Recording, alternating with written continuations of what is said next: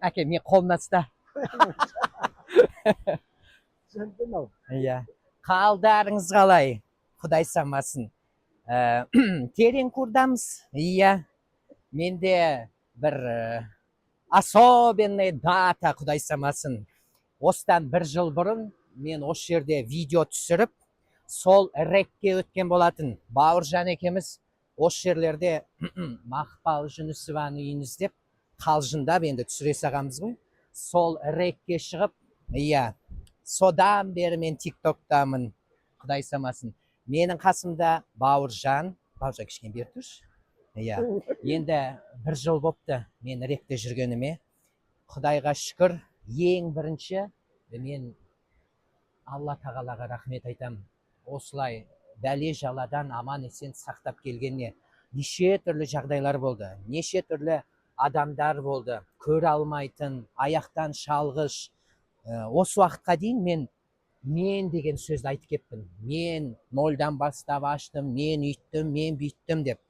Енді 1 жылдан кейін мен деген сөзді айтпайтын болдым. Енді Алла тағала, Құдайға шүкір, Құдайдың арқасы. Тоқтамайтын болды. Сөйтіп айтатын болдым. Сен Алла тағалам, осы күніме шүкір деймін. Шүкір деп айтқан сайын, Алла тағала өзі бере береді екен ғой. Осы күніме де шүкір. Сіздерге де рахмет, менің қолдаушыларым. Осы уақытқа дейін қолдап келе жатқан.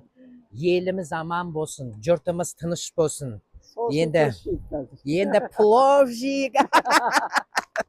Бауыржан, давай. Бауыржанға 1000 рахмет. Арамызда не болмады, ұрыс та болды. Бісміллә деп. Нан ауыз деп, Құдай. 1 жылдығымда кейбіреулер тортпен атап өтеді. Тортпен атап өтеді ғой. Тортпен болса, маған күрішпен атап өтеді. Тортпен, енді шетелдіктер ұқсап. Біз енді мұсылманбыз. Сондықтан да пловпен атап өтіп жатырмыз. Маған жүк беріп жатыр.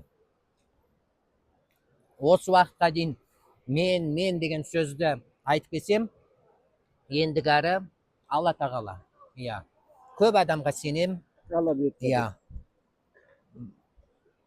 Көмек сұрап келген адамдардың бетін қайтармауға тырысам. Алладан қайтсын деймін. Не деймін енді басқа? Сол жаңа этап басталды. Осы 1 жылдың ішінде 270 000 подписчик болса, енді келесі жылы 19 октябрьда мен ойлаймын